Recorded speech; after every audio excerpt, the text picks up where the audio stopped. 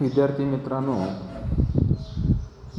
आपण निबंधकाच्या कार्याची माहिती घेत आहोत. तर निबंधकाच्या कार्याची माहिती घेत असताना आपण मागच्या व्हिडिओच्या भागात निबंधकाच्या कार्याचं वर्गीकरण 3 भागात केलेलं आहे. पहिला वैधानिक कार्ये, दुसरा नियंत्रणात्मक कार्ये, त्यानंतर तिसरा विकासात्मक कार्ये. या आधीच्या भागात आपण सहकार निबंधकाच्या वैधानिक कार्याची माहिती दिली आहे. तर आजच्या या भागात आपण निबंधकाच्या बाबतीत नियंत्रणात्मक कार्य पाहू. तर सहकार निबंधकाला सहकारी संस्था किंवा संपूर्ण महाराष्ट्रातील सहकारी चळवळीवर नियंत्रण ठेवण्याच्या दृष्टिकोनातून देखील काही कामे करावी लागतात. आणि विशेषतः निबंधक हा सहकारी संस्थेचा किंवा सहकारी चळवळीचा एक सर्वोच्च अधिकारी असतो. सहकारी चळवळीला मार्गदर्शन करीत असतो. सहकारी चळवळीचा पालक असतो, नेता असतो, वगैरे वगैरे आपण भूमिका देखील मागच्या भागात आपण पाहिलेला आहे. त्यामुळे अशा या भूमिकांवरून या सहकार निबंधकाला सहकारी चळवळीवर नियंत्रण ठेवण्याच्या दृष्टिकोनातून देखील कामकाज किंवा कार्य करावे लागतात. नियंत्रणात्मक कार्यांमधील पहिला कार्य आपणास सांगता येईल प्रशासकीय कार्य करणे. संपूर्ण राज्यातील सहकारी चळवळीचा एक प्रमुख या नात्याने राज्यातील सर्व सहकारी संस्थेचे कामकाज हे सहकार कायदा व नियमानुसार चालवले जात आहे किंवा नाही यावर देखरेख ठेवण्याचे कार्य सहकार आयुक्त व निबंधकास पार पाडावे लागते. आणि सहकारी संस्थांमधून पैशांच्या बाबतीत अफरातफरीसारख्या ज्या वाईट प्रवृत्ती असतात किंवा चालतात, अशांचं शिरकाव सहकारी चळवळीमध्ये होणार नाही याची देखील काळजी प्रशासकीय या नात्याने सहकार निबंधकाला नियंत्रण ठेवावं लागतो. म्हणूनच निबंधका हा सहकारी चळवळीचा कठोर प्रशासक असला पाहिजे असं म्हटलं जातं. कारण प्रशासकीय अधिकारी हा सहकार निबंधक असतो. जर कठोर प्रशासक जर निबंधक असेल तर सहकारी चळवळीत गैरप्रकार, अपराधपर किंवा भ्रष्टाचार होणार नाही. म्हणून सहकारी चळवळीवर नियंत्रणात्मक कार्य करत असताना कठोर प्रशासकाची भूमिका किंवा कठोर प्रशासक म्हणून कामकाज सहकार निबंधकाला करावा लागेल. हा पहिला नियंत्रणाच्या दृष्टिकोनातून काम. त्यानंतर दुसरा हिशोब तपासणी करणे. सहकारी संस्थांची हिशोब तपासणी प्रत्येक वर्षी म्हणजेच दरवर्षी होणे बंधनकारक असते. निबंधक मान्यता प्राप्त हिशोब तपासणीसाकडून सहकारी संस्थांची हिशोब तपासणी करून घेतो.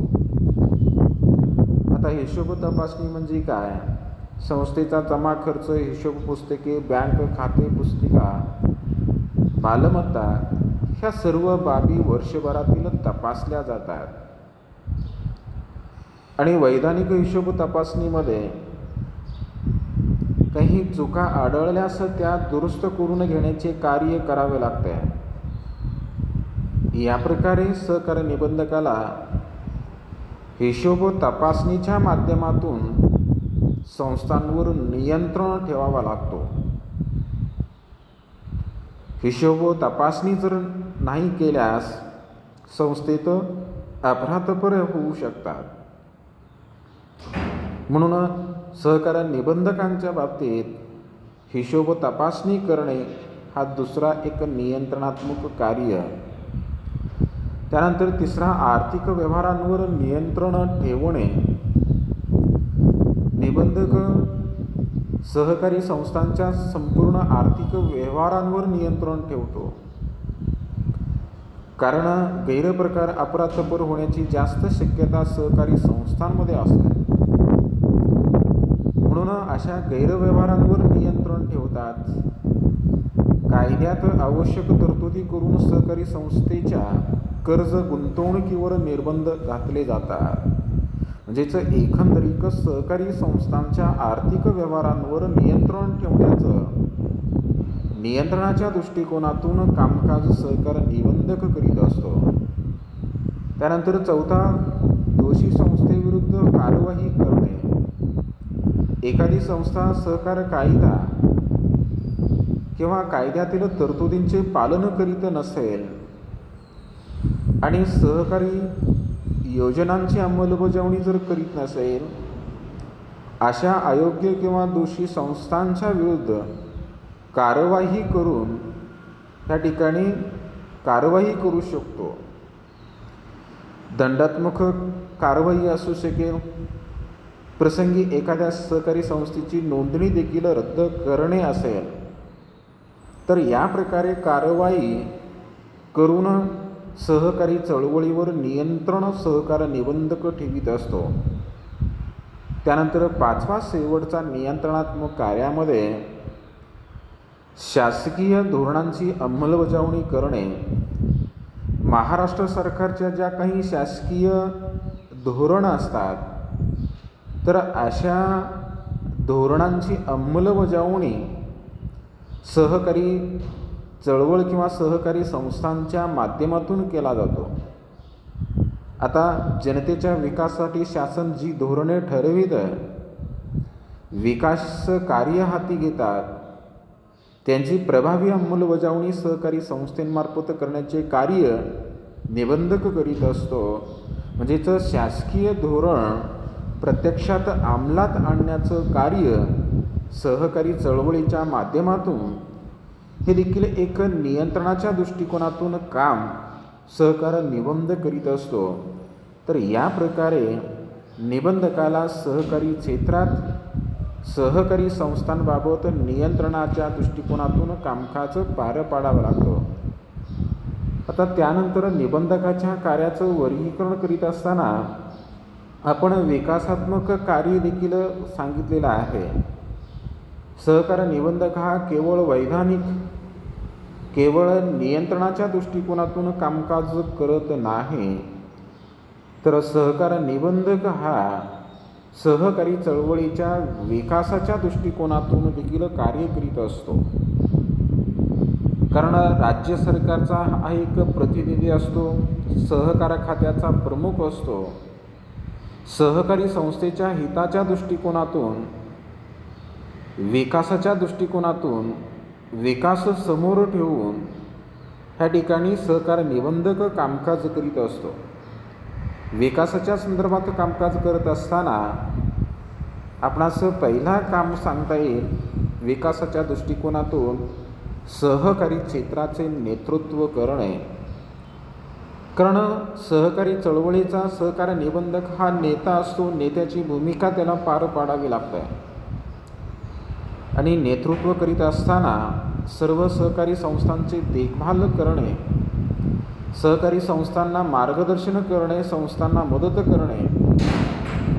एक चांगला नेता ज्याप्रमाणे आपल्या लोकांना विकासाच्या मार्गावर पुढे नेतो त्याप्रमाणे सहकार आयुक्त व निबंधक सहकारी क्षेत्राचे नेतृत्व करून सर्व सहकारी संस्थांना विकासाच्या मार्गावर म्हणजेच सहकारी क्षेत्राचे नेतृत्व करणे विकासाच्या दृष्टीने पहिला काम सांगता येईल. त्यानंतर दुसरा सहकारी क्षेत्राला मार्गदर्शन करणे. प्रत्येक घटकाला वेळोवेळी मार्गदर्शनाची गरज असते. संस्था चालवण्यासाठी, संस्थेचा कारभार पाहण्यासाठी अशा सर्वसामान्य जनतेसमोर अनेक समस्या निर्माण होतात. मग अशा समस्या मिटवण्याचं कार्य निबंधकाचं आहे आणि विकासाच्या दृष्टिकोनातून सहकारी संस्थांना योग्य मार्गदर्शन करावं लागतो आणि सहकारी निबंधक मार्गदर्शन देखील सहकारी संस्थेला किंवा संपूर्ण सहकारी क्षेत्राला करीत असतो. त्यानंतर तिसरा, सहकारी संस्थांना तांत्रिक मार्गदर्शन करणे. आता तांत्रिक मार्गदर्शन म्हणजे काय? कारण बऱ्याच वेळा सहकारी संस्थांना तांत्रिक मार्गदर्शनाची गरज भासते. आता तांत्रिक मार्गदर्शन म्हणजे काय? संस्थेची नोंदणीबाबत माहिती, तांत्रिक माहिती असेल, हिशोब तपासणीबाबत असेल, सभांचे आयोजन असेल, सभा कशा बोलवाव्यात, कोणी बोलवावेत याबाबत पुरेसे ज्ञान सभासद किंवा संस्थेमधील या संबंधित व्यक्तींना असत नाही. अशा प्रसंगी योग्य तांत्रिक मार्गदर्शन करण्याचं काम देखील सहकार निबंधक करीत असतो. म्हणजे तो तांत्रिक सल्ला देणे आणि संस्थांना विकासाच्या मार्गावर नेणे हे देखील काम सहकार निबंधकाचं आहे. त्यानंतर चौथा, सहकारी संस्थांना आर्थिक मदत करणे. वास्तविक पाहता सहकारी संस्था ह्या आर्थिकदृष्ट्या दुर्बल असतात. कारण दुर्बल व्यक्ती एकत्र येऊन सहकारी संस्था स्थापन करीत असतात. मग अशा दुर्बल संस्थांना सहकारी निबंधक हा आर्थिक मदत करीत असतो. सहकारी संस्थांना पुरेशी भांडवल ह्या ठिकाणी मिळवून देण्याचं काम सहकारी निबंधक करीत असतो. म्हणजेच याबाबत आर्थिक मदत सहकारी निबंधक वेळोवेळी सहकारी संस्थांना करीत असतो. म्हणजेच बँकांकडून मदत मिळवून देणे, वरच्या बँकांकडून मदत मिळवून देणे हे देखील काम निबंधकाचं आहे आणि या कामांमुळे सहकारी संस्थांना एक प्रकारे आर्थिक मदत होते. यानंतर पाचवा, कर्ज वसुलीला चालना देणे. आता बऱ्याचशा सहकारी बँका सहकारी तत्वावर चालवलेल्या ज्या काही बँका असतात तर अशा बँका कर्ज पुरवठा करतात परंतु कर्जाची वसुली होत नाही. अशा प्रसंगी सहकार निबंधक पुढाकार घेऊन कर्ज वसुलीस भाग पाडतो आणि कर्ज वसूल न झाल्यामुळे सहकारी संस्था आर्थिक संकटात सापडतात. निबंधक एक वसुली अधिकारी म्हणून कर्ज वसुलीस चालना देऊ शकतो, संस्थांना आर्थिक संकटातून बाहेर काढू शकतो. हे देखील एक विकासाच्या दृष्टिकोनातून कर्ज वसुलीबाबत काम सहकार निबंधक करीत असतो. त्यानंतर शेवटचा, विकासाच्या दृष्टिकोनातून कामकाज करीत असताना सभासदांना शिक्षण आणि प्रशिक्षण देणे. आता वास्तविक पाहता शिक्षण आणि प्रशिक्षणातूनच सहकारी चळवळीचा विकास होतो किंवा विकास घडून येतो. आर्थिकदृष्ट्या दुर्बल व्यक्ती एकत्र येऊन सुरुवातीला सहकारी संस्था स्थापन करतात आणि अशा संस्थेमधील बहुतांश सभासद हे संस्थेच्या कामकाजात भाग घेत नाहीत किंवा कामकाजाची माहिती त्यांना नसते.